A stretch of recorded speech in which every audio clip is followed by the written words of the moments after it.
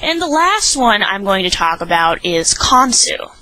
And Khonsu is a lunar deity who appears as a hawk.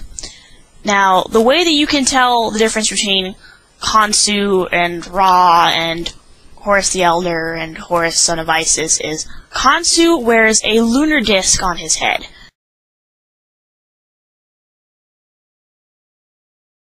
So you'll see a hawk, but you're going to see a crescent moon on its side and a lunar disc, which, I mean, if there's no color, it's hard to tell the difference between a solar disc and a lunar disc.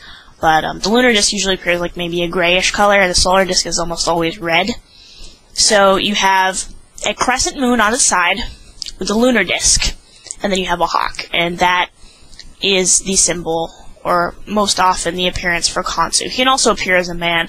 Another thing to keep in mind is all these deities, a lot of the time, they don't only appear as hawks. Sometimes they'll appear as hawk-headed men, sometimes they'll appear as full-blown hawks, sometimes they'll appear as humanoid, sometimes they'll appear as a different animal altogether.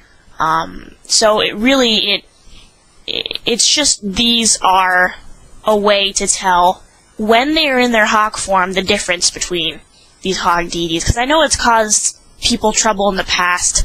I've confused them before. People on the KO forums have confused them before and went out and bought the wrong statues.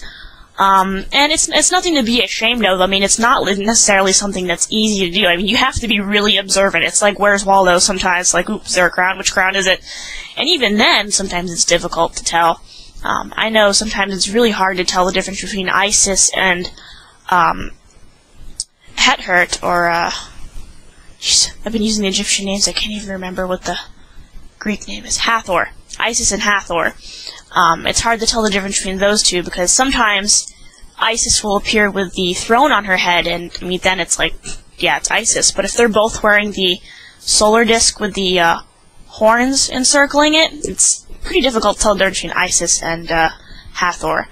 But I hope that kind of was an effective disambiguation for all the hawk deities, so that you guys can get an understanding.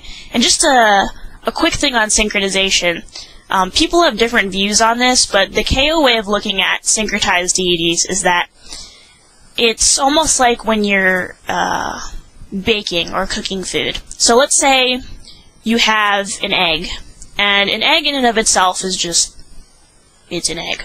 But if you add an egg to another ingredient, you can, you know, add more ingredients to it and make yourself a cake. But if you add that same egg to some different ingredients, you can make yourself some waffles.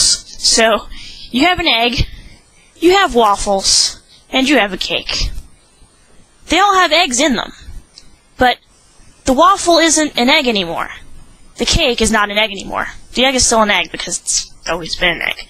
So it's the same idea with syncretized deities. So if you have, like, Bast, who most people know Bast being usually feline in appearance, and then you have Mut, who is, you know, a queen. She's very royal. She's a very regal deity. You have Bast and you have Mut, but when you put them together, you have Bast-Mut, and they're not the same deity, but it's a completely new deity that takes on a form by combining attributes of both deities. So that's just another little fun tidbit. I hope this was interesting, because I know it's been bugging me for a while. I haven't seen anyone else that has done a video, kind of a disambiguation of all these hawk deities, but I hope that helps. I hope it's interesting information, and I'm not going to bug you guys anymore. If I get any more ideas, I'll make more videos. If not, you might not see me for a while, but yeah, no promises. Anyway, hope that helps, and have a good day.